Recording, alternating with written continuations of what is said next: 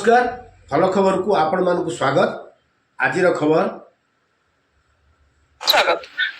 राज्य सरकार सफल 2 वर्ष पूर्ति अवसर में विकासर धारा ओडिशा सारा कार्यक्रम पालन द्वितीय दिन में स्थानीय संस्कृति भवन ठारे जिला जैविक कृषि मेला और कर्मशाला अनुष्ठित हो जाइछि। एही कार्यक्रम रे जिला परिषद अध्यक्षा समारी टांगुलु मुख्य अतिथि भावे जोग देइथिबा बेले चित्रकोंडा विधायक मंगू खिल, अतिरिक्त जिलापाल राजस्व वेदवर प्रधान, सांसद प्रतिनिधि संजय सरकार और जिला कृषि अधिकारी अनिल प्रहराज सम्मानित अतिथि भावे उपस्थित थिले।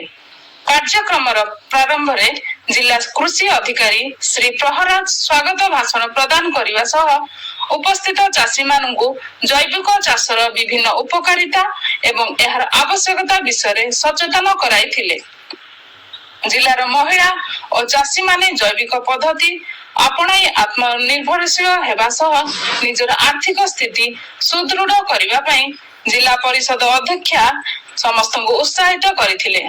चित्रकोंडा विधायक कहिसंती जे जैविक चाष हेउची आम माटी एवं स्वास्थ्यर सुरक्षा पई एक श्रेष्ठ माध्यम।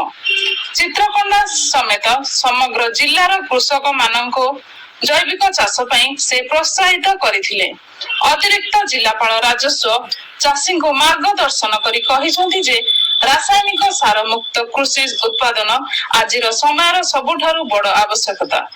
सरकारी योजना रे सठिक विनियोग करी कृषक माने किभଳି अधिक लाभवान होई परिबे सेति प्रति प्रशासन संपूर्ण सहयोग करूछि।